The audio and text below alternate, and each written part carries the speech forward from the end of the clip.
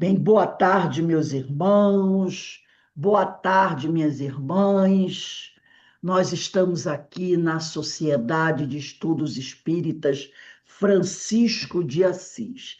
E hoje, com muita alegria, porque estamos realizando o nosso quarto seminário espírita dos irmãos menores, cujo tema é Humilde Servo de Deus, né? E esse seminário dos irmãos menores, em homenagem ao nosso querido irmão Francisco de Assis, que eu chamo de o irmão amor, né? Quem não gosta, não simpatiza com Francisco de Assis? Eu tenho amigos de outras denominações religiosas, né? Tenho um amigo também ateu, mas todos simpatizam com Francisco. Até aquele que é ateu diz: não, quando a gente falava de Francisco de Assis, então, não, Francisco é diferente, é diferente. Mesmo sendo ateu, ele dizia que, não, Francisco, sabe, era aquela coisa assim interessante. E pessoas de outras denominações religiosas também veem Francisco de Assis assim. É um espírito realmente que é abraçado por todos. E nós ficamos muito alegres, né? Na realização desse nosso seminário. Quem vai fazer o nosso seminário é a nossa irmã Vânia Paixão, trabalhadora do Grupo Espírita Esperança em Cristo, no bairro do Irajá, do Rio de Janeiro. Mas antes de nós iniciarmos o nosso seminário, eu vou fazer uma pequena leitura, né, do capítulo 7 do Evangelho segundo o Espiritismo, os pobres de espírito, bem-aventurados, os pobres de espíritos, instruções dos espíritos, o orgulho e a humildade. Item 11, esse evangelho, né, que tanto nos consola e fortalece. Eu vou ler três parágrafos aqui, né, do item 11, que diz assim: que a paz do Senhor seja convosco, meus queridos amigos.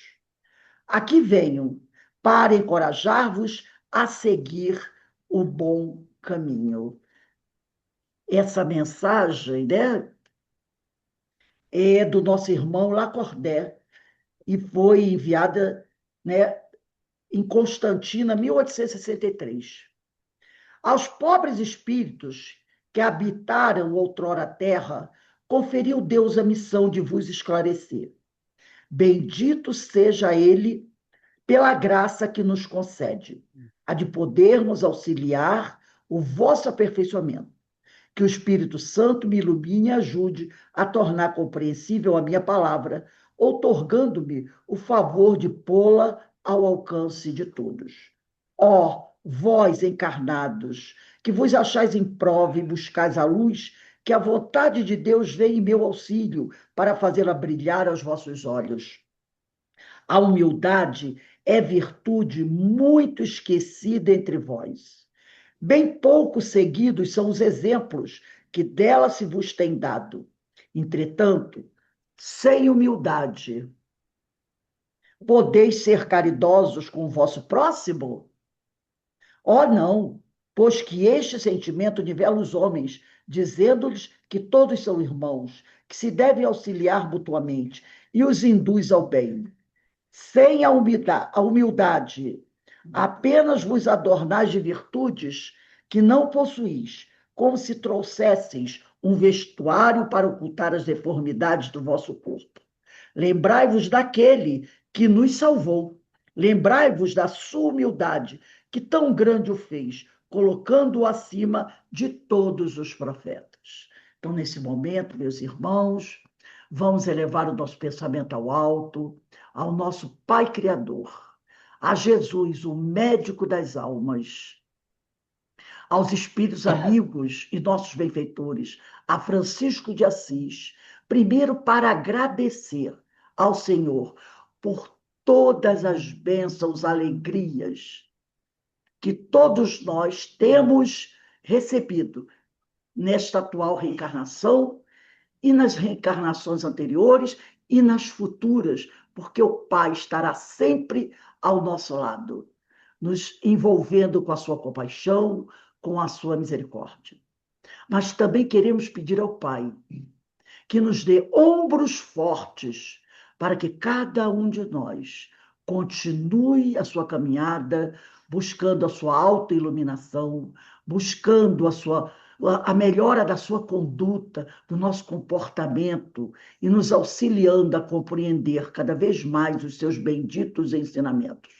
Queremos também pedir a Deus que tenha compaixão e misericórdia de todos os nossos irmãos que nesse momento se encontram em sofrimento, que se encontram desequilibrados, perdidos, doentes, aqueles que se afastaram do Senhor por não compreendê-lo. Que todos possam ter no futuro oportunidades de renovarem as suas esperanças, renovarem a sua caminhada. Sabemos que o Pai nunca faltou a nenhum de nós, mas como diz, ensinou-nos o nosso mestre, devemos pedir, devemos sempre unir nossos pensamentos em prece por aqueles que mais sofrem. E assim, Senhor, mais uma vez agradecendo por tudo, queremos te pedir que nesse momento o Senhor nos dê a permissão para iniciarmos o nosso quarto seminário espírita dos irmãos menores na casa de Francisco de Assis, que é a casa de Jesus. Graças a Deus. Minha irmã Vânia, a palavra está com você. Que Deus continue te abençoar e te iluminar e abençoar todos nós. Graças a Deus. Queria agradecer, né, o carinho e a oportunidade de trabalho, né, porque sempre que a gente pega um tema, né, nos dão um tema para estudar, nós precisamos mergulhar em algumas coisas e com certeza Deus viu a necessidade, né, porque há pouco tempo eu fiz um estudo sobre orgulho e humildade. Aí em seguida vem um tema como esse, né? Humilde servo de Deus, ou seja, de novo eu estou aqui debruçada na questão do orgulho, da humildade, da transformação que cada um de nós precisa fazer para ser um pouco mais feliz, porque a ideia de Deus é essa, né? Que a gente possa ter a felicidade relativa possível aqui, no local onde nós vivemos, aceitamos reencarnar neste planeta, que nos dá inúmeras oportunidades de crescimento. E que muitas vezes nós acabamos buscando o sofrimento porque não aceitamos determinadas situações que nos acontecem. E antes de buscar, né, o estudo propriamente dito do tema, eu estava lendo, né, um texto, né, de Joana de Ângeles que ela trazia a ideia do sofrimento, ela refletia sobre o sofrimento, dizendo que o sofrimento ele pode ser de três tipos: o sofrimento pela impermanência, o sofrimento pelos comportamentos que nós temos adquiridos, quer dizer, as repetições dos nossos comportamentos, né, das nossas atitudes, porque a gente se acostumou a fazer de determinada forma. Que isso tem a ver com humildade? Quando a gente se coloca na posição de aprender com uma mente aberta para um aprendizado que possa chegar, para uma ideia que um companheiro possa trazer, a gente está lidando com o nosso orgulho. E aí a gente sofre menos, porque eu posso sofrer pelo que está acontecendo, é o sofrimento do sofrimento, pela situação em si, pela própria aflição. Eu posso sofrer porque as coisas mudaram e eu não estou me adaptando, aceitando, achando que tudo deveria continuar do jeito que é ou que foi, e a gente não entende que as coisas também precisam de uma renovação, de uma transformação. Aí eu estou mexendo já com o meu orgulho. Não sempre foi assim. Por que que agora não é? Porque não é. Então a gente precisa entender que a única coisa permanente, né, é a impermanência. Porque as coisas se transformam, se renovam, mudam, e nós precisamos nos renovar também, né? E a questão dos nossos comportamentos repetidos. É a mesma história. Eu sempre fiz assim. É dessa forma que eu reajo, aí eu sofro, porque as coisas pedem comportamentos diferentes. Se eu continuo agindo sempre da mesma forma, eu vou ter sempre o mesmo resultado, muito provavelmente. E quando nós estamos em grupo, quando nós estamos na vida de relação, seja na nossa casa, seja num trabalho profissional, seja na tarefa que a gente abraçou numa casa espírita ou em outro segmento religioso, nós vamos lidar com outras mentes, com outros irmãos que vão pensar talvez de forma divergente da nossa. Quando nós nos colocamos nessa vida de relação, a gente precisa ouvir o outro. A gente precisa entender que às vezes a minha ideia, o que eu penso, não é o melhor naquele momento, ou realmente não é o melhor. Reaprender, aprender a fazer diferente, aprender de novo, aprender de uma nova forma, enxergar por um outro prisma. Isso tudo nos livra do sofrimento. E eu acho que a gente vai precisar trabalhar um pouquinho esses conceitos, até por conta dos versículos, né, que nos foram dados, né, para a gente poder trabalhar um pouquinho aqui. Tá chegando aí a apresentação para vocês? Sim, está. Certo. E aí, admitindo aqui, é o primeiro erro, tá? Uma lição de humildade. Quando você falou o nome da casa espírita, eu corri, porque eu tinha montado errado o slide. Vale, né? A humildade, não é isso, gente? É importante a gente trabalhar. Eu joguei, tá? Agora tá certo. Certinho, né? Não precisava ter falado, mas eu acho que é humildade a gente admitir, não é isso? Então, vamos lá. Eu queria trabalhar aqui com vocês. Não vou fazer a leitura dos versículos, mas vou trazer, né, só um contexto, né, da carta que Paulo escreve aos Filipenses, né, a segunda carta.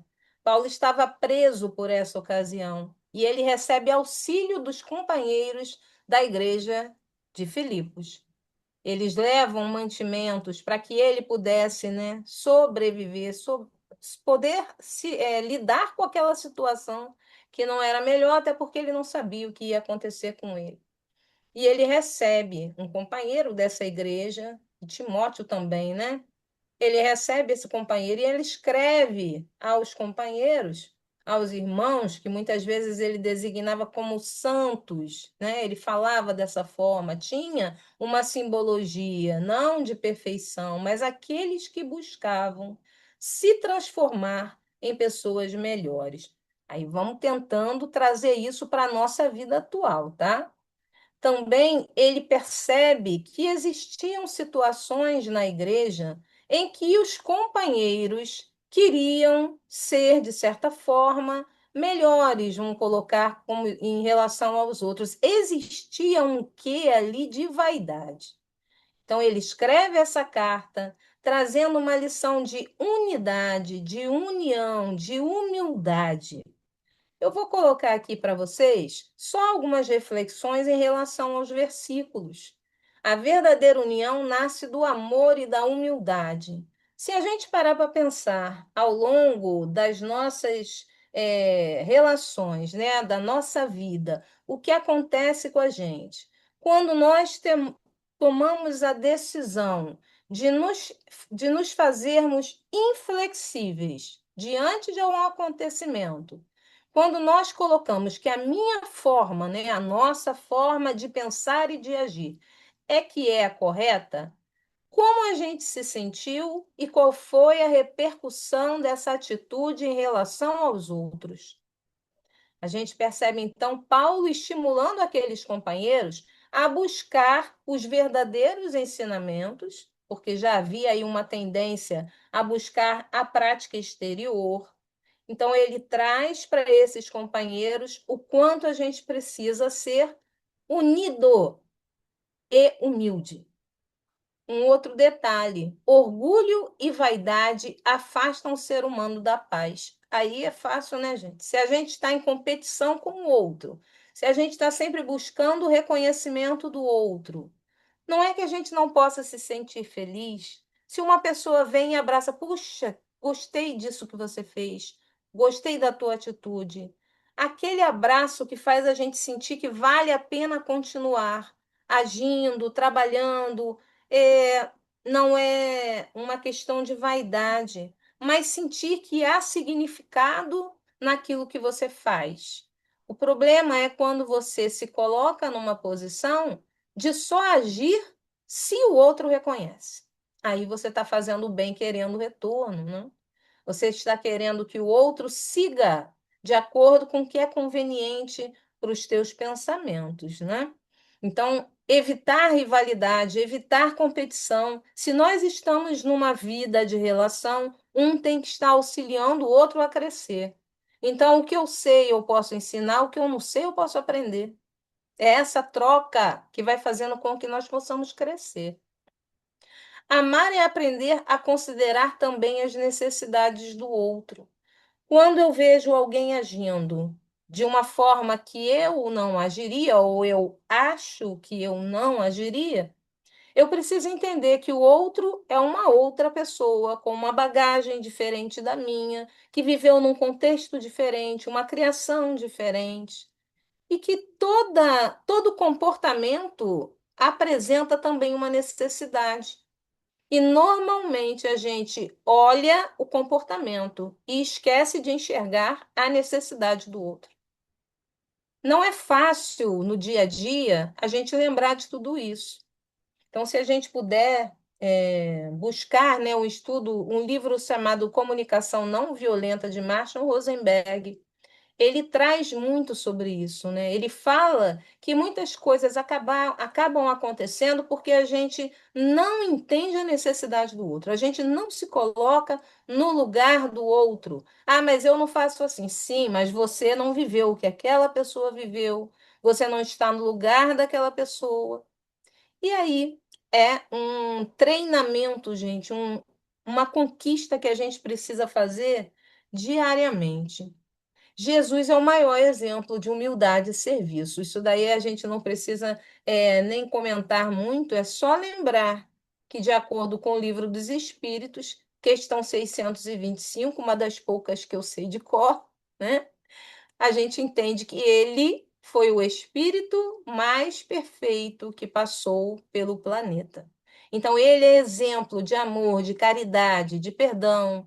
Os seus ensinamentos, eles vinham por palavras, sim, trabalhadas para que aquelas pessoas pudessem entender de acordo com o contexto que elas viviam, mas vinham principalmente pelas atitudes que refletiam esses ensinamentos. A grandeza espiritual se revela na capacidade de servir. E aí tem uma observação, né? Jesus esvaziou-se e se fez servo. Eu fui pesquisar porque eu achei interessante o termo esvaziou-se. Esvaziou-se, ficou sem conteúdo. Jesus tinha conteúdo, né? Tinha muita coisa ali para ser apresentada e ele nem pôde falar sobre tudo porque aquelas pessoas, né, nós que estávamos lá e que estamos tentando entender até hoje, não tínhamos condições ainda de entender, né, na sua plenitude. Estamos tentando entender até hoje, buscando esses ensinamentos. E aí eu encontrei um termo bíblico chamado kenosis. Kenosis. Jesus renunciou à sua divindade, porque para outros segmentos Jesus é Deus, né? Como se fosse Deus em várias pessoas. E para nós, né, espíritas, o que que a gente vai entender disso, né? Jesus ele renuncia ao seu estado de espírito puro, aquele que adquiriu a perfeição, mas vem encarnar num corpo ainda débil, frágil, num planeta que ainda oferecia condições muito primitivas. Ele se esvaziou e se fez servo, ele se colocou numa posição de lavar os pés dos companheiros no momento em que Pedro até disse a ele: Não, eu não sou digno, Senhor, de que o Senhor lave os meus pés. E aí ele responde, né? Se você não me permitir isso, não terás parte comigo. Como você estará próximo de mim se você não me permite esse ato, né, de humildade? Como é que você vai estar junto de mim se você não percebe a humildade como um ensinamento importante? Inclusive, na página, no trecho trabalhado pela companheira, na página de abertura, né, que seria o trecho do Evangelho, a gente percebe que a humildade é uma virtude muito esquecida, Porém, ela é essencial, porque não é possível você ter a verdadeira caridade se não houver humildade, né? Então, permanecer fiel ao bem, mesmo nas dificuldades, é sinal de evolução espiritual. Como é que nós reagimos quando a situação está um verdadeiro caos na nossa vida? Quando a coisa está pegando fogo dentro da nossa casa, quando a gente está passando pela situação mais difícil, como é que a gente responde aos companheiros com quem a gente convive, com quem a gente trabalha, para aquelas pessoas que são mais próximas, estão mais próximas de nós, estão vivendo no mesmo teto? Como é que a gente responde quando está tudo muito difícil? A gente consegue ser cordial e gentil também? Porque muitas vezes a gente guarda o nosso pior, vamos colocar assim, para dentro de casa, né? E esquece que os companheiros que estão ali, estes mais próximos, que escolheram, aceitaram estar conosco nesse planejamento de vida, é, muitas vezes antes mesmo da gente reencarnar. Existem uniões que acabam se tornando, vamos dizer assim, surgem pela força das escolhas, mas boa parte acontece por um planejamento reencarnatório. Então, nós precisamos também guardar para estes próximos, mais próximos, o que nós temos de belo. Não precisa ser só como uma máscara que muitas vezes a gente coloca para ir para a sociedade, para ir para a casa espírita, onde a gente parece muito sereno, né? A gente, às vezes, eu escuto, você é tão calma, não é? Mas eu não sou. Eu faço um esforço tremendo para permanecer com um certo grau de serenidade diante das situações. É respirar antes de falar, né? Antes de responder a algo que você ainda está em dúvida. Então a gente começa a perceber nesta carta a exaltação da humildade. Sim, mas nós também estamos aqui. Eu busquei refletir sobre as atitudes de um espírito que passou pela Terra e que, como a companheira também trouxe no seu comentário, admirada em muitos segmentos, no segmento espírita. Na casa que eu participo, as pessoas têm por hábito, às 15 horas da tarde, fazer uma oração, aonde elas estiverem. E esse hábito se tornou um hábito, né, por muitos que já estavam frequentando a casa, e para algumas pessoas ele é passado, né, como uma corrente de Francisco de Assis. Alguém, em algum momento, teve essa ideia. Vamos entender que a doutrina espírita ela não tem dogmas, rituais, a gente sabe de tudo isso. Mas orar é um hábito muito bom. Então, dado o nome de corrente de Francisco de Assis, se você quiser chamar de momento de oração, está tudo certo. O que a gente entende é que este grupo reunido, orando para um bem maior, ou apenas para ganhar força diante das situações, né, que nós estamos vivendo, das dificuldades que cada um vem passando, porque nós sabemos que estamos num momento de transição planetária.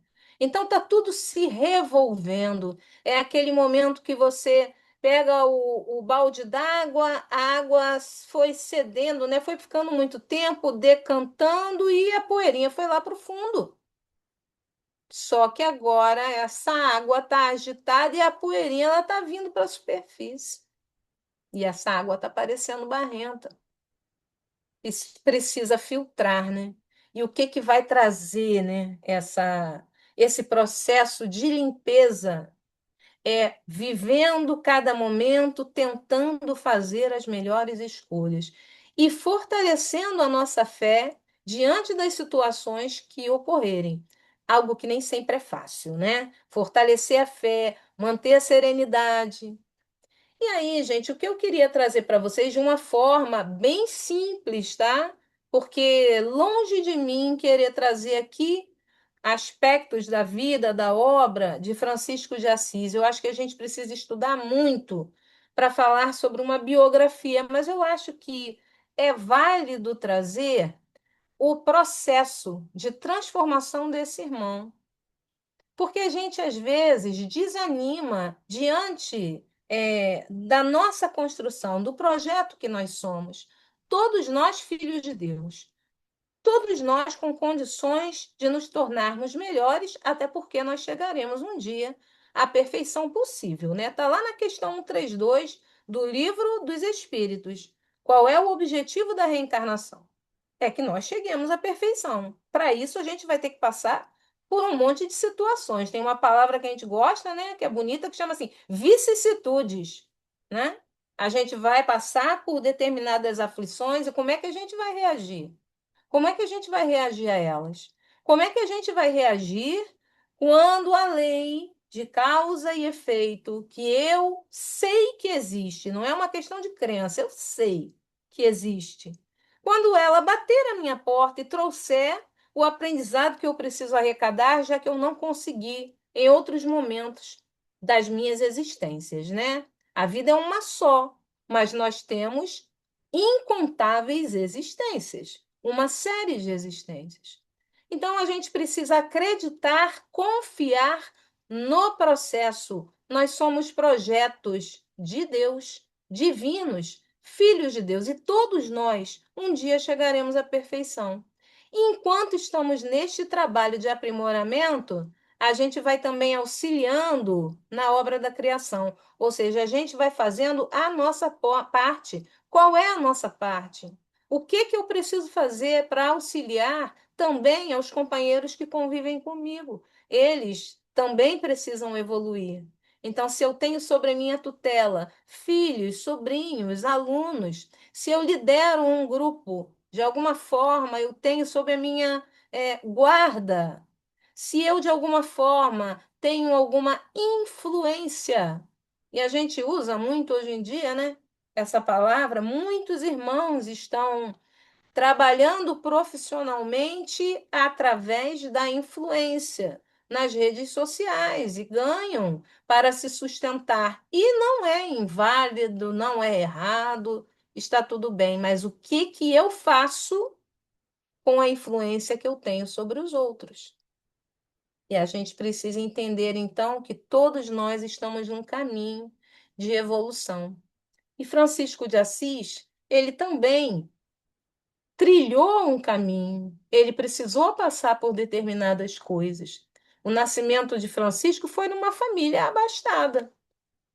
O pai era um comerciante, ele tinha condições de viver muito bem e viveu de acordo com as condições que a sua família apresentava. Mas um fato curioso é que no momento do nascimento, a sua mãe teve dificuldades no momento do parto e foi aconselhada, né, quando uma criada atende a um companheiro, um transeunte, um mendigo, um maltrapilho que passava por ali, e diz que ela precisava ir até o estábulo para que o parto acontecesse. E aí, na hora do sufoco, gente, na hora que você está passando pela situação, a gente tenta.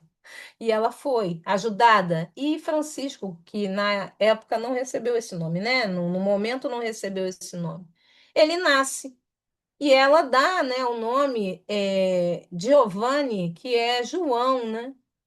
Existem relatos mediúnicos que dizem que Francisco foi João Evangelista, né? Aquele apóstolo que esteve ao lado, né, de Maria, que não abandonou Jesus nem no momento da crucificação. Nós temos relatos mediúnicos, não há comprovações em relação a isso, mas é um fato curioso, né? E o pai, ao retornar, ele dá o nome de Francisco para homenagear a França. Ele tinha muito comércio, né? Muitas relações comerciais com o país. Então, para a gente entender que tudo foi um processo, não foi algo que aconteceu assim, ó. Francisco se tornou santo, né? Como ele é considerado na religião, no segmento católico, né? A espiritualidade de Francisco foi construída, assim como nós precisamos buscar a nossa iluminação através do estudo, através do trabalho no bem. É esse o trabalho que a gente precisa fazer por nós. E na convivência com os irmãos, porque se a gente já aprendeu que a gente precisa amar a Deus sobre todas as coisas, e ao próximo como a nós mesmos, a gente percebe que existe aí um tríplice aspecto de amor. Eu amo a Deus, ainda não compreendendo muito bem essa inteligência suprema, essa causa primária, eu ainda não sei exatamente, não consigo entender todos os desígnios. De vez em quando fico aí, talvez, num movimento de briga, né? De pirraça, porque somos meninos espirituais. E aí, de vez em quando, a gente fica questionando o que Deus está fazendo. Não é possível, Senhor. O Senhor errou de endereço. Tem muita Vânia no mundo. Por que está mandando para mim, batendo na minha porta? Deve ser outra Vânia. O Senhor se enganou, né? Tem um monte de Vânia, tá, gente? Eu andei olhando na época para fazer o Instagram. Vânia Paixão, tá? Tem assim, ó. Né? Mas se mandou, se chegou, é porque é para eu lidar, né? E a gente precisa agradecer, ter mais gratidão, que Joana de Ângeles ela fala, não vou lembrar o livro agora, tá? Gratidão tem a ver com felicidade. A gente às vezes busca ser feliz e esquece de ser grato. E é a gratidão que vai trazer felicidade.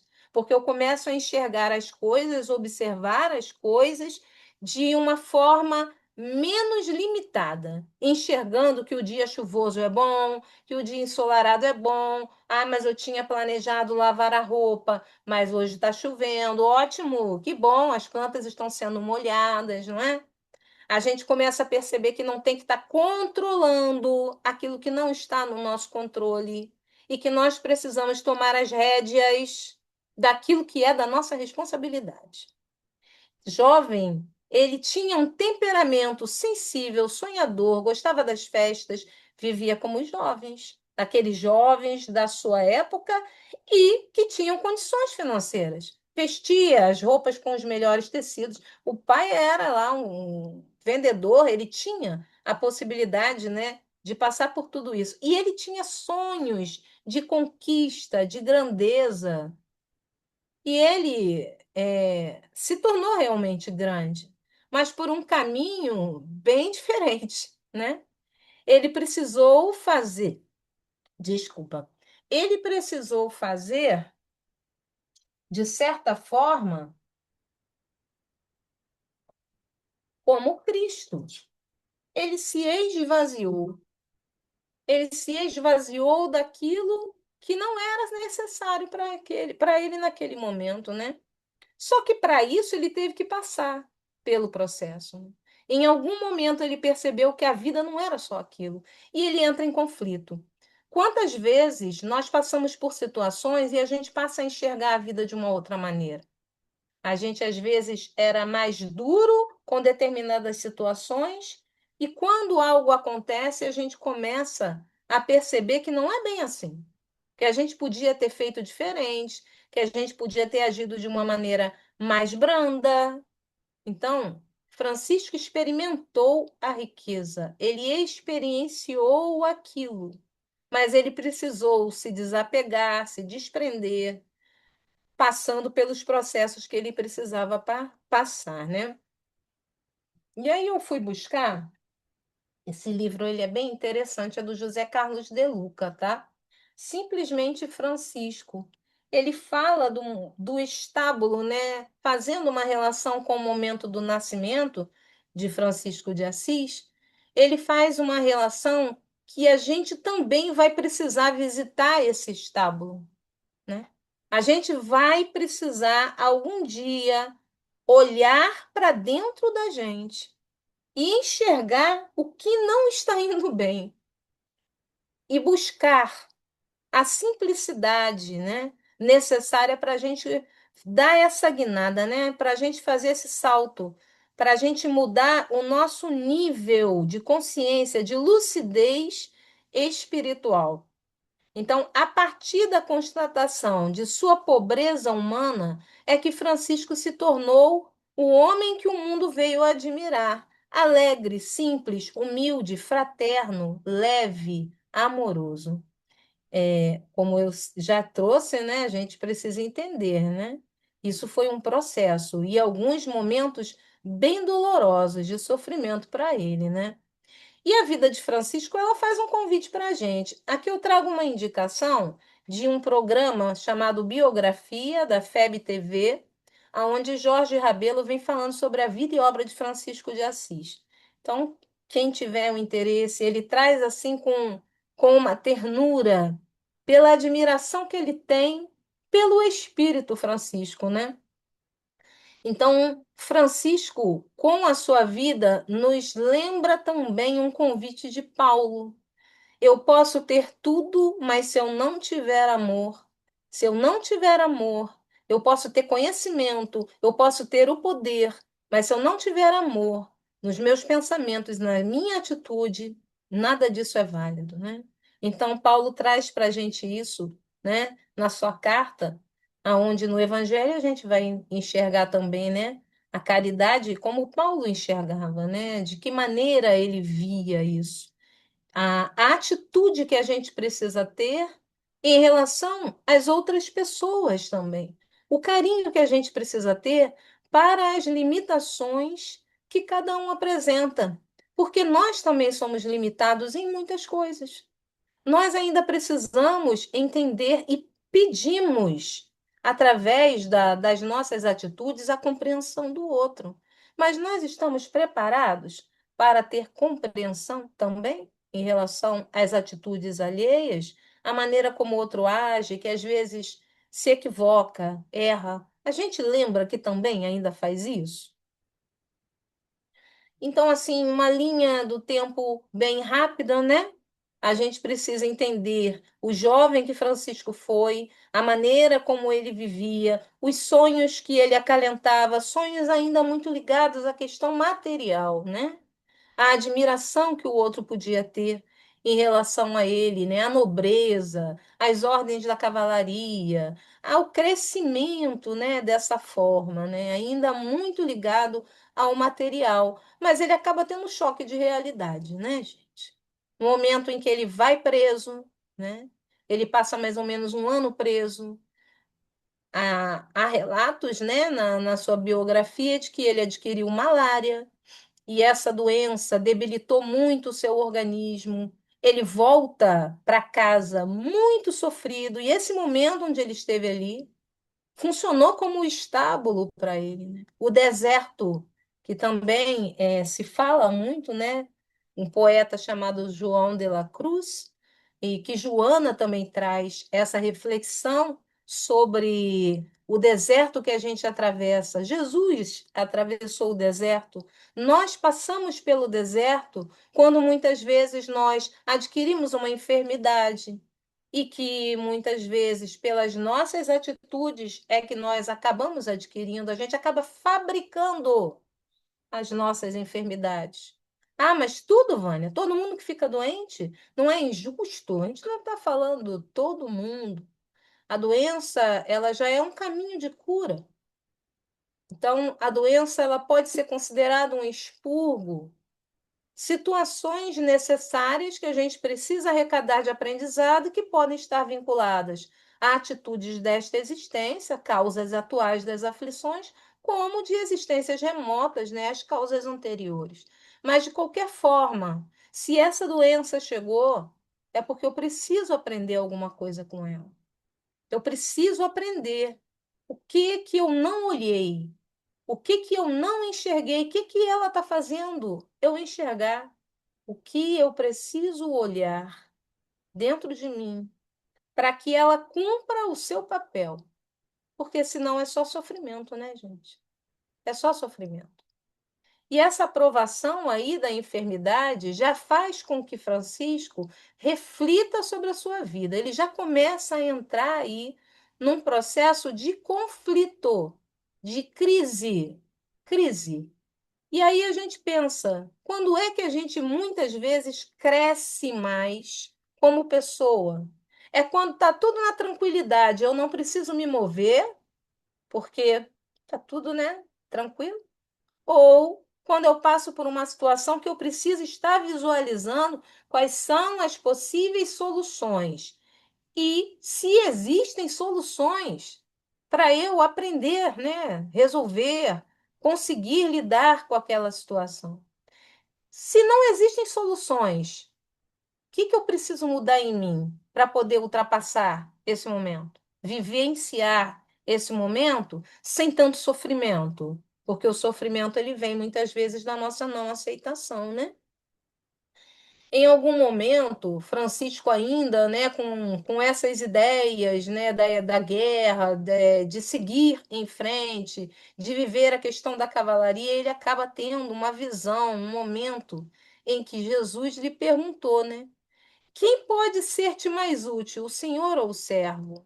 E ele responde, né, o senhor, né, aquele que está acima de tudo. Então, por que que deixas o senhor pelo servo? Por que servir ao mundo ao invés de servir a Deus? E isso faz com que ele volte. E, logicamente, nesse retorno, ele é bastante criticado.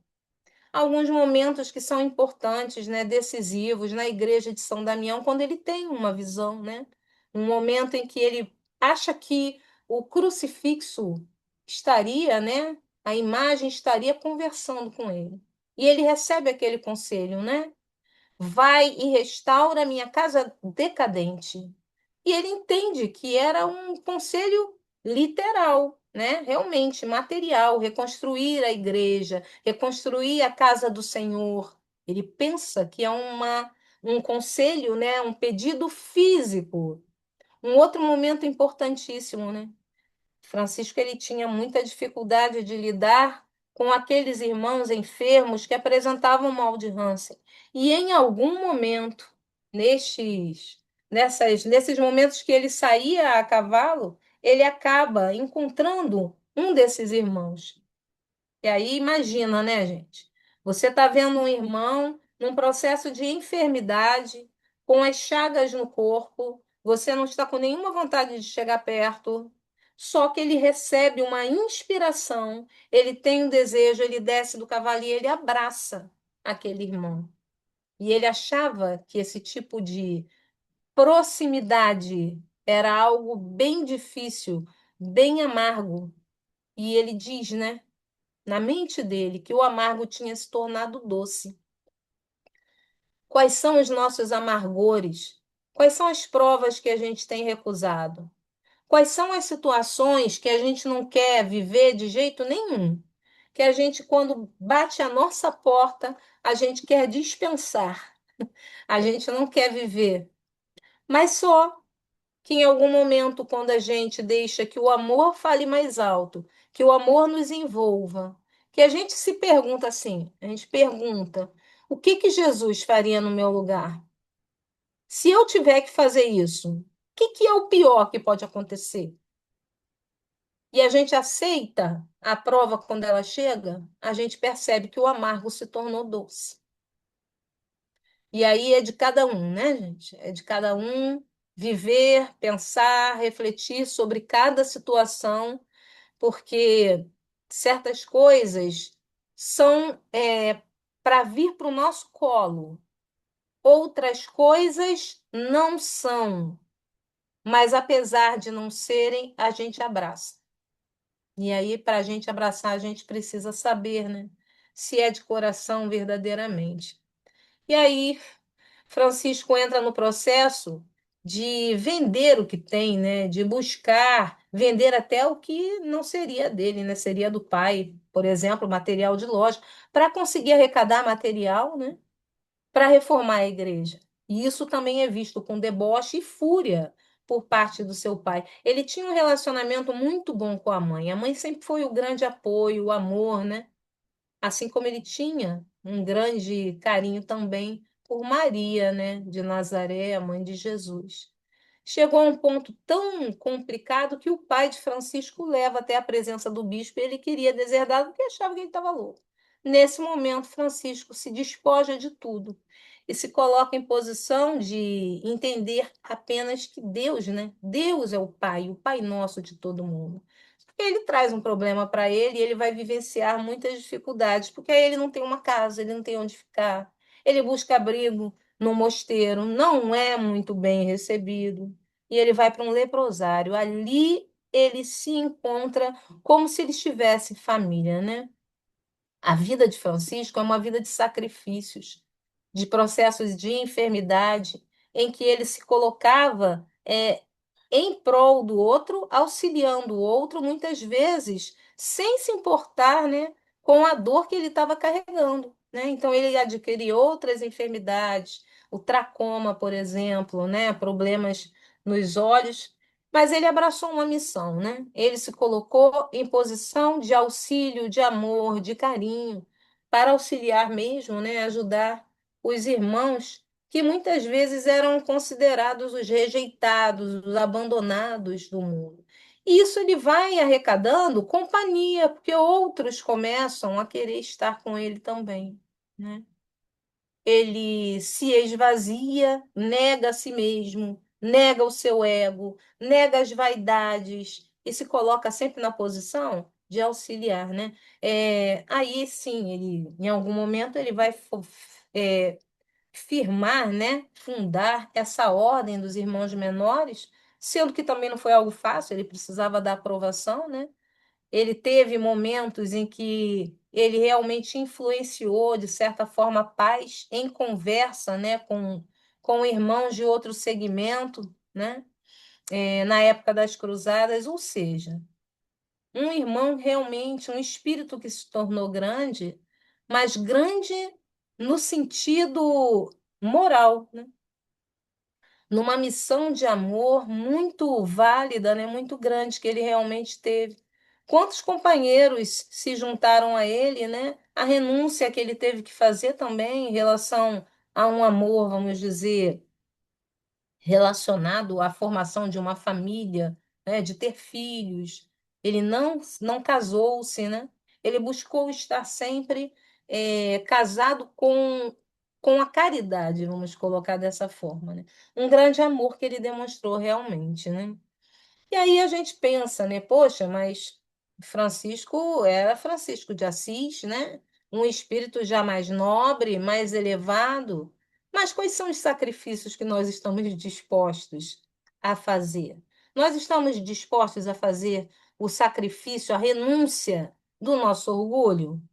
Quando a gente está em dificuldade de relacionamento com alguém, a gente está disposto a enxergar o que o outro vem trazendo? A gente está disposto a enxergar a proposta que a vida está nos fazendo? Então, também, segundo relatos, ele também adquiriu as chagas, né, os estigmas do Cristo, as marcas nas mãos, nos pés. Foi uma vida de sacrifício realmente, né?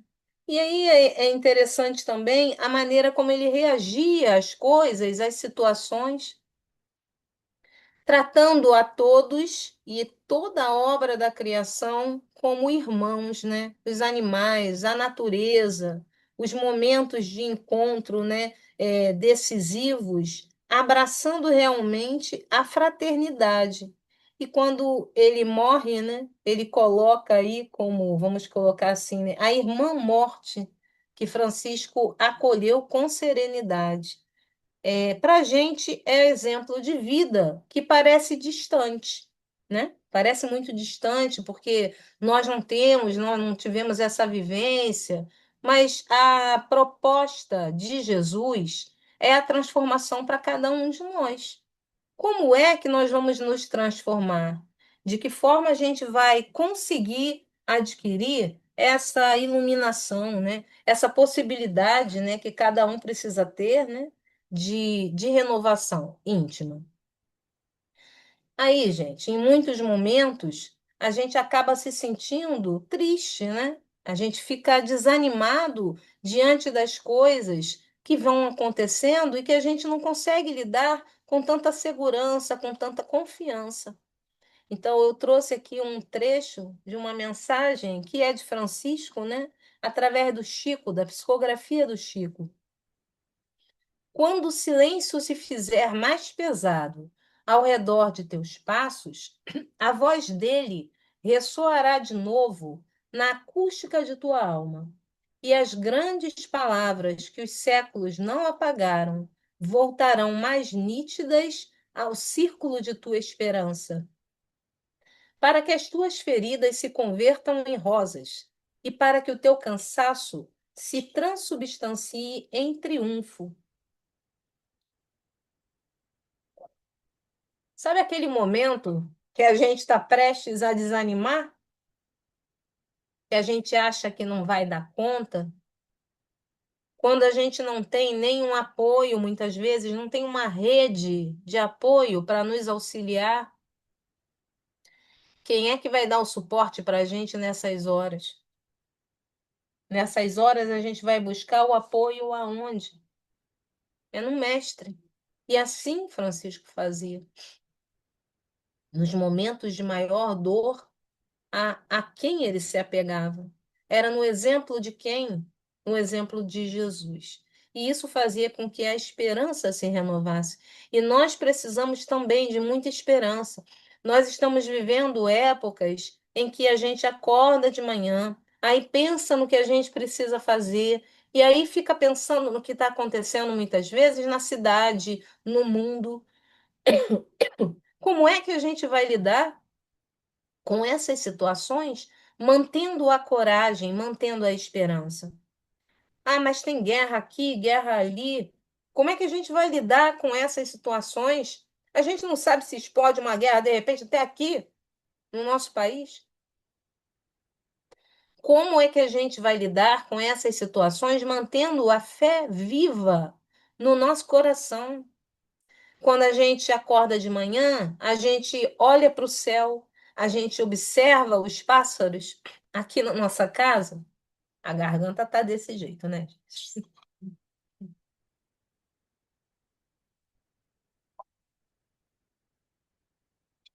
Aqui em casa nós temos uma varandinha com muita planta. E aí tem algumas no vaso de. Porque é apartamento, né, gente? Então tem um vaso mesmo. Então, nós temos algumas buganvílias assim que eu gosto muito, né? Chamada de primavera, né? Também. Tá com flor. E aí os pássaros eles vêm para ali. O marido coloca lá alimento para eles, bota frutinha e eles vêm para ali, né? E uma vez eu lembro que eu li, né, que a gente às vezes quer que as borboletas venham, então a gente precisa cuidar do nosso jardim. A gente cuida do jardim que os pássaros vêm. Também tem uma simbologia, né? A gente precisa cuidar do nosso jardim interior, do nosso jardim íntimo, para que as borboletas, os pássaros, para aqueles que a gente ama também, se aproximem.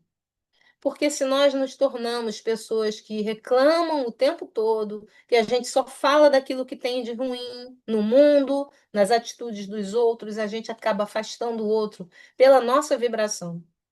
Nós precisamos melhorar a nossa vibração. A nossa alma precisa ser tratada para que essas feridas que nós apresentamos, porque quando a gente só enxerga o negativo do mundo, a gente está precisando curar o que está negativo é dentro da gente. O mundo tem muitos problemas, mas ele também tem tanta coisa bela. E Francisco ele enxergava a beleza do mundo. Ele, apesar da dor que ele sentia, das suas dificuldades, ele tinha alegria. Ele servia ao próximo com alegria. Eu trouxe também para vocês essa oração, que é música cantada em vários segmentos, que não foi escrita por Francisco, né? Que é a oração da paz. Nós precisamos refletir, né? Em que momento nós temos sido instrumentos da paz? José Carlos de Luca, ele coloca num capítulo, ele fala que essa é a oração da atitude. Ele coloca assim: estou certo de que o sentido da oração de São Francisco vai revolucionar o nosso modo de orar, como também a própria compreensão de viver a nossa espiritualidade. Em regra, nossas preces, como que espelhando o nosso modo de viver, são preces autocentradas, isto é, clamam ao poder divino a solução para as nossas necessidades. geralmente esquecendo completamente as necessidades dos outros, que também sofrem tanto ou mais do que nós mesmos. A prece de Francisco vem corrigir esse individualismo em nossas petições ao alto. Vânia, mas a prece não foi escrita por Francisco? Mas se a gente observar, né, a essência da mensagem, combina tanto com a forma como Francisco viveu, com as escolhas que ele fez. Então, quando a gente faz a nossa oração, e aqui não cabe crítica, né? Porque eu visto o que o José Carlos de Luca colocou, né? Porque muitas vezes a gente só pensa, né? Senhor, faça isso para minha filha, minha outra filha, para não... A gente coloca sempre um petitório com a ideia de que as nossas dificuldades sejam resolvidas, né? Mas a gente presta atenção nas nossas atitudes, na forma como a gente age e na nossa responsabilidade para nós nos curarmos. Então, nós, como instrumentos da paz, onde existe ódio, a gente leva o amor. Onde há ofensa, discórdia, a gente leva o contraponto, quer dizer, aquilo que vem de encontro a modificar a vibração e o ambiente onde nós estamos. Nós estamos sendo pacíficos e também pacificadores. A gente quer só a paz de acordo com a nossa conveniência. Nós somos um instrumento da esperança quando alguém está envolto em vibrações pesadas, negativas, sem acreditar. A nossa palavra é de esperança? Toda casa espírita tem um atendimento, um acolhimento fraterno, né? Um momento em que alguém escuta a dor do outro. Isso é um trabalho de levar esperança. E muitas vezes o que aparece numa reunião como essa é a situação que a gente está vivendo. Por que que Deus faz isso?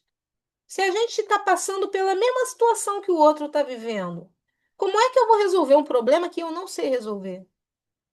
É porque quando a gente escuta o outro trazendo problema, a gente começa a trabalhar a resiliência no nosso coração, na nossa mente. A gente começa a trabalhar uma forma de enxergar aquilo, porque você acaba apresentando. Você é intuído, você é envolvido por uma equipe. E se há trevas naquele momento, você leva um pouquinho de luz. Não é trazendo o evangelho e batendo na cabeça do companheiro, né? É você trazendo de alguma forma o acolhimento, o amparo que os ensinamentos de Jesus podem trazer. Às vezes a pessoa traz uma dor por um erro cometido e a gente consegue levar esse irmão, a essa irmã, a ideia de que as oportunidades continuam existindo. Mesmo diante do erro, Deus continua nos enxergando como projetos que vão dar certo. Deus continua nos enxergando como filhos.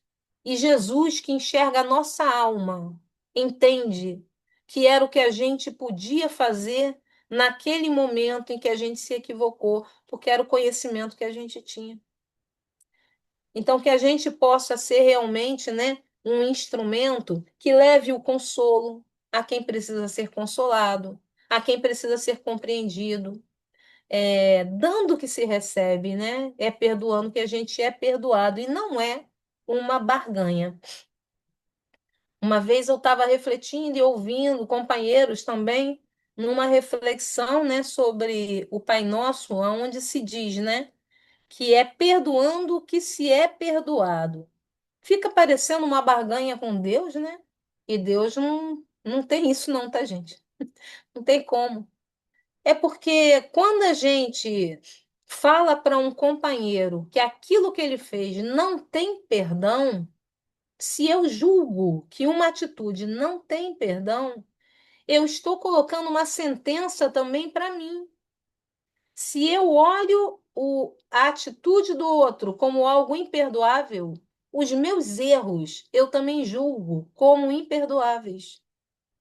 E se a gente precisa trabalhar os ensinamentos de Jesus através da nossa vivência, eu não posso dizer que algo é imperdoável, as coisas que são erradas precisam ser transformadas. O erro ele precisa se transformar em acerto. A gente precisa agir de outra forma.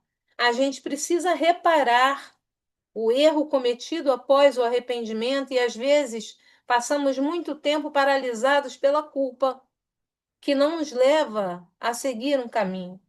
A culpa ela desperta, mas ela precisa acabar no momento em que eu tomo atitudes diferentes daquilo que eu fiz. Então, as coisas têm perdão, mas o fato da gente perdoar não quer dizer que a gente não vai reparar. Precisa ser reparado o erro. Então, é arrependimento e reparação. Por isso que Deus, na sua infinita misericórdia, permitiu e nos permite até hoje arrecadar, né, novos conhecimentos através da reencarnação.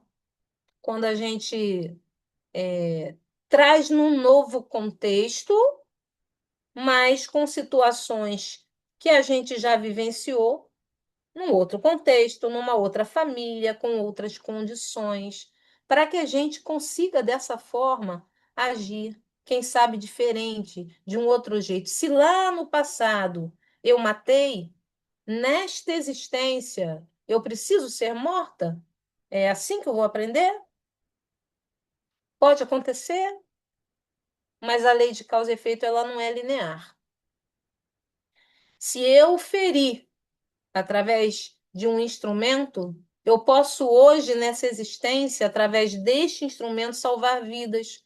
Quantos médicos estão aí se dedicando ao auxílio no tratamento de doenças, na fabricação, de vacinas, os cientistas trabalhando? E se eu destruir pela palavra, se a minha fala foi motivo de escândalo, talvez eu possa edificar através da minha palavra. Talvez eu possa trazer, estudar, trazer conhecimento e, através da minha palavra, consolar, né? Dar esperança para aqueles que não têm. Essa passagem nós já tivemos. Eu queria apenas destacar mais uma vez quais são os irmãos que talvez eu ainda não consiga amar, aqueles que talvez eu tenha uma antipatia, que eu ainda não consigo abraçar, mas que eu preciso de um esforço, como está lá no Evangelho também, né? Nós vamos amar o inimigo, mas eu não vou amar como eu amo o amigo. Eu não vou trazer esse irmão que eu ainda não consigo lidar, amar. Eu não vou trazer para dentro da minha casa. Ele não vai sentar-se à mesa e comer junto comigo. Ele não vai ter parte ainda comigo. Mas o que que eu já posso fazer para que este irmão também, de alguma forma, possa ser iluminado? Qual é o meu papel, né? Para que eu possa tornar o amargo, transformar o amargo em doce. Eu posso sim vibrar, orar pelos irmãos que estão em equívoco. Quantos irmãos nas reuniões de desobsessão são tratados, orientados, cuidados e muitos com seus motivos para odiar? Alguns estão obtendo a possibilidade de uma nova existência. Quando uma casa espírita abraça uma reunião de desobsessão, trata de casos em que irmãos extremamente duros, endurecidos, esses irmãos começam a entender um pouco mais a mensagem, e essa mensagem vem através da nossa palavra. A responsabilidade que a gente tem é muito grande. A gente precisa entender que o que a gente fala precisa começar a ser vivido. E esses irmãos, eles vão encarnar. Aqueles que se abriram a mente para trabalhar o seu orgulho, o seu egoísmo, a sua vaidade, o seu sentimento de vingança, através da nossa palavra, esses irmãos vão encarnar. E eles vão aparecer ainda na nossa casa espírita. Talvez eles venham para a evangelização da nossa casa. Quem sabe seja uma criança que vem dando bastante trabalho, né? E já viram filho de evangelizador como é que é, né, gente? Já devem ter tido notícia, né? Que alguns não são fáceis. Filho de evangelizador, frequentador da casa espírita, aqueles que dão bastante trabalho. Nós não sabemos quem esses irmãozinhos foram, que oportunidades eles tiveram e que nós estamos tendo, né? De abraçar os irmãos e tornar essa amargura que muitas vezes nos acompanham numa doçura, entendendo melhor, né? Esse processo de iluminação que cada um de nós precisa fazer, né? E aí o texto que foi trazido no início, a gente pode recordar, né? A humildade é uma virtude esquecida, mas essencial. Não há verdadeira caridade sem humildade, porque ela iguala os irmãos, né? Nós passamos por existência onde a nossa condição financeira foi melhor, ricos, aí precisamos passar pela vivência de uma situação financeira mais difícil, mas no momento da morte, todos nós vamos, lógico, guardada aí as diferenças de entendimento, né, de vibração, ok, momentos de perturbação espiritual, mas todos nós vamos ser iguais porque todos nós vamos ter de desencarnar em algum momento. O nosso corpo físico vai precisar ceder aqui material para a natureza de novo, voltar ao ciclo, né, da matéria, mas a gente vai continuar com a nossa bagagem. E o que que vai valer verdadeiramente? O que que realmente vai valer? O que vai valer são o que a gente arrecadou, o que a gente conquistou moralmente, gente. Porque o intelectual é importante, né? Lógico. A parte do que a gente compreendeu, o conhecimento adquirido, ok. Mas principalmente a virtude que eu consegui firmar, o que eu deixei germinar no meu coração, né? Sofrimentos, eles são consequência das nossas escolhas, né? Das nossas ações. Se a gente se afasta de Jesus, se a gente acaba dando mais importância à matéria, né? Apegados a isso, e a gente precisa sempre trabalhar, tá? Se a gente está muito apegado à matéria ou não, a gente precisa ter esse bom senso, né? A gente acaba se afastando sim, né? O orgulho, ele está aí junto com o egoísmo como um grande mal, uma grande chaga que precisa ser trabalhada. Nós precisamos trabalhar, principalmente se a gente vive em grupo, se a gente está num grupo que estuda. Então, a caridade é o caminho, né, da serenidade, da felicidade, da fraternidade. Então, a gente precisa realizar, sim, o bem, sem ostentar, sem humilhar, destruir, né? Diminuir, vamos colocar a palavra transformar esse orgulho, essa rigidez de pensamento, muitas vezes, em algo mais flexível, mais maleável. Viver, né? Vivenciar os ensinamentos de Jesus, né? O Evangelho de Jesus com alegria, porque a boa nova, ela é uma notícia boa, ela é uma notícia que deveria trazer alegria. E a regeneração do mundo, ela começa em cada um de nós, né? Nós precisamos fazer a nossa parcela, trabalhando os nossos sentimentos, observando o que nós temos de bom, de belo, de bondade, agindo de acordo com esses sentimentos, fortalecendo estes sentimentos. Aí, gente, eu trouxe aqui um pequeno teste. Não fiquem chateados comigo, tá, gente? Fiquem tranquilos, tá tudo bem. Cada um no seu processo, cada um no seu passo. Como é que a gente vai perceber se a gente é orgulhoso? A gente precisa se olhar. Tem que olhar para dentro, né? Nós temos dificuldade de aceitar crítica? A gente se fecha quando alguém chama atenção ou tenta ensinar alguma coisa para a gente, corrigir alguma situação. Quando alguém vem chamar a atenção da gente, a gente começa logo a se justificar, ou a gente ouve, entende? Eu estou sempre certo? Sou sempre eu que dou a palavra final? Eu estou sempre competindo com o outro para ter razão? Estou sempre me comparando aos companheiros, aos outros? Eu estou sempre medindo quem eu sou pelo que o outro é? Eu me acho superior ou até mesmo inferior, porque sentir-se inferior também está vinculado ao orgulho, tá, gente? Eu tenho que me sentir quem eu sou. Eu tenho dificuldade em pedir desculpas, apesar de perceber que eu errei, mas eu não consigo falar. Eu ajudo, mas estou sempre esperando reconhecimento, retorno. E quando o outro não percebe o que eu fiz foi maravilhoso, eu fico chateado com o outro. Eu fico incomodado com o que o outro faz de legal quando tem uma boa ideia. Poxa, não fui eu que tive essa ideia? E eu fico melindrada com as situações. São coisas para a gente refletir.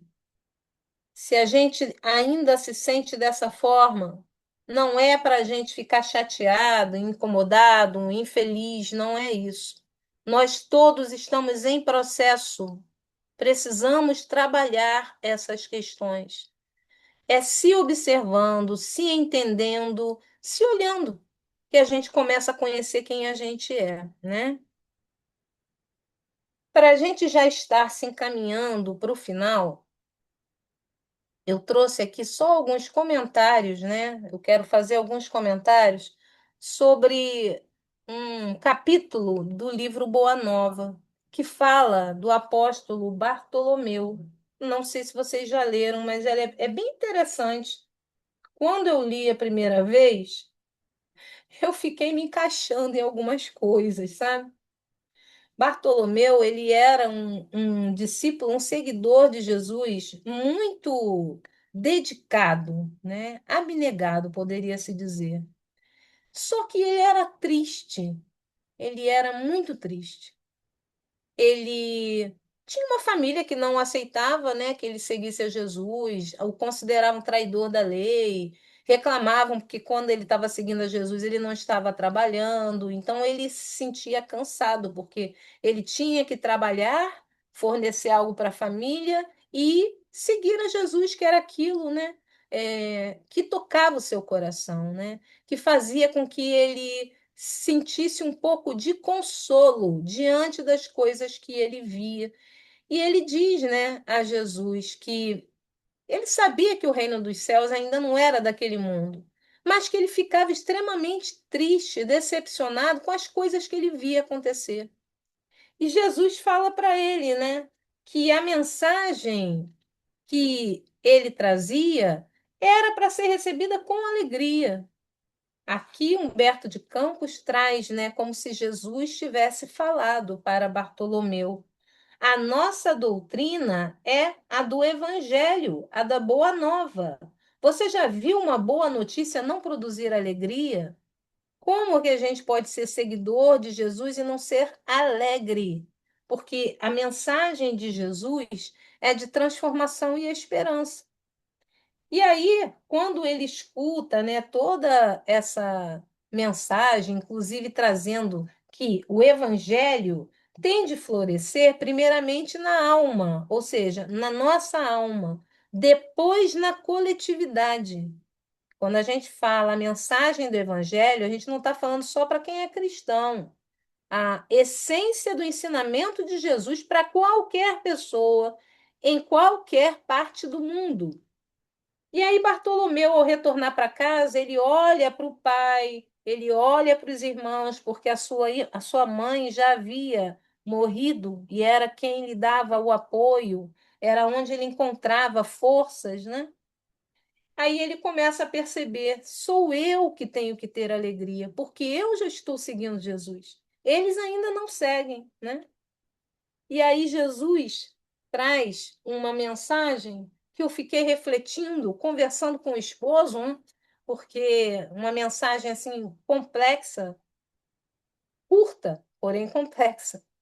O reino dos céus é semelhante a um tesouro, que oculto num campo foi achado e escondido por um homem, que, movido de gozo, vendeu tudo o que possuía e comprou aquele campo. Nesse instante, o olhar do mestre pousa sobre Bartolomeu, que o contemplava embevecido. Enviando a Jesus um olhar de amor e reconhecimento, Bartolomeu limpou uma lágrima. Era a primeira vez que chorava de alegria. O pescador de Dalmanuta aderira para sempre aos eternos júbilos do Evangelho do Reino. Aí a gente pensa, né? O que seria então esse campo? Que tesouro foi esse que o homem encontrou, vendeu tudo e compra, né? Compra para ele esse campo. A gente precisa se despojar, né? Daquilo que não nos permite crescer espiritualmente. E nós precisamos abraçar verdadeiramente aquilo que vai nos auxiliar, nos ajudar a se tornar pessoas melhores. Bartolomeu, assim como nós, por vezes, né, ele se desanimava e muitas vezes a gente também, mas a gente precisa entender que é com alegria que a gente deve viver. Era com alegria que Francisco de Assis vivia.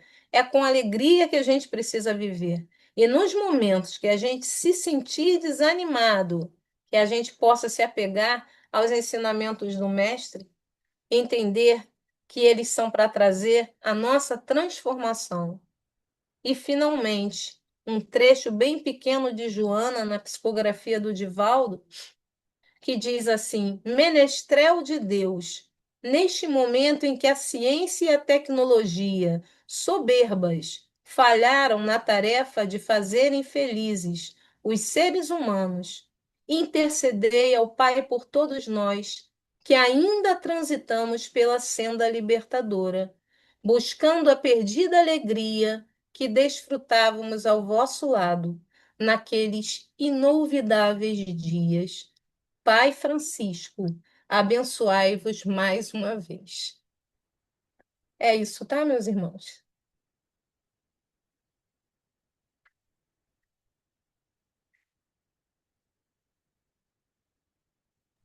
Muito obrigado, minha irmã.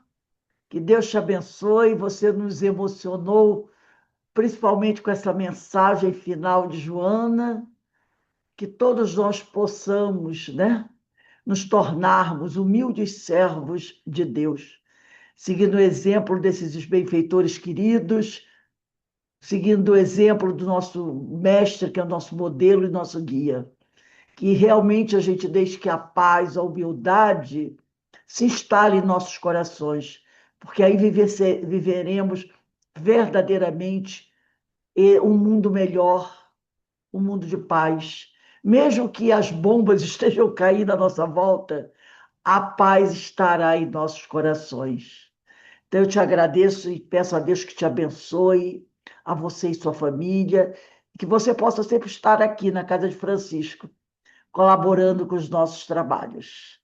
Bem, meus irmãos, eu espero que vocês tenham gostado, porque eu gostei demais.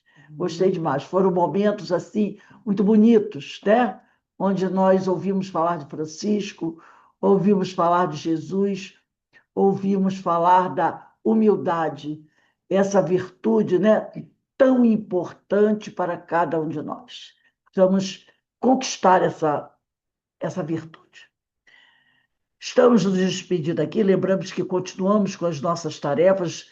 Segunda-feira retornamos às 16 horas para os nossos estudos. E para encerrarmos aqui, eu vou pedir ao nosso irmão Walter. Walter, você pode ligar o seu microfone e fazer a nossa prece de agradecimento, meu irmão? Ô, Rose, posso sim. Estão ouvindo? Estão, né? Estamos ouvindo sim. Tá. Então, só nos resta agradecer por esse momento tão especial para todos nós, que aqui em nome de Jesus, desse Espírito amigo e amoroso, que conduz a todos nós, Francisco de Assis, pela sua vivência, pelos seus exemplos, por tudo que aprendemos no dia de hoje, né? Como a Rose nos falou, que nos traz essa emoção e também essa fortaleza, né, de caminharmos com Jesus. Que Jesus Nazaré, que esses espíritos amigos e amorosos estejam envolvendo a todos nós nessas vibrações de amor e de paz, para que essa luz chegue a todos os lares, aos nossos lares, envolvendo a todos com seu amor divino, né, nos cobrindo com seu manto de luz e de amor, nos trazendo essa paz que tanto necessitamos, embora em meio às turbulências, possamos permanecer como Jesus nos ensinou sobre a sua paz, sobre o seu amor. Muito obrigado, Jesus, por esse momento tão importante. Obrigado, Vânia, por esses esclarecimentos, por tudo que buscou para trazer a cada um de nós, né, relembrando esse discípulo amoroso de Jesus que nos deixou um rastro de luz. Que ele possa nos envolver, nos abraçar nesse momento tão importante que nós aqui reunimos em seu nome, revivendo os teus ensinamentos. Muito obrigado, Jesus. À equipe espiritual, a todos os espíritos representados pelas casas que aqui se fazem presente, que possamos permanecer sob a sua paz, sob o seu amor. E assim seja. Graças a Deus. Graças a Deus, graças a Deus. Bem, meus irmãos, nós encerramos aqui esse momento tão sublime, que esse momento que nos envolveu com tanta alegria, com tanto amor. Olha, deixamos aqui um beijo no coração de todos vocês. E que sigamos Francisco, esse irmão que, como disse o nosso irmão Walter, deixou um rastro de luz para que nós possamos segui-lo. Tchau, gente. Um bom domingo de muita luz, Tchau. muita Fiquem paz, com muito amor Deus. de vocês. Mais uma vez, minha querida Tchau. Vânia, muito obrigado, obrigado a Eu que todos vocês agradeço. que estão conosco nessa Um tarde, beijo. né, tão encantadora. Ó, Graças a tchau, Deus. gente. Tchau. Graças a Deus. Tchau. Que Jesus abençoe a todos e que Francisco nos ilumine. Vamos em paz. Tchau. E como diz Francisco, paz e bem a todos. Paz e bem. Tchau, gente. Fiquem com Deus. Beijo para todos.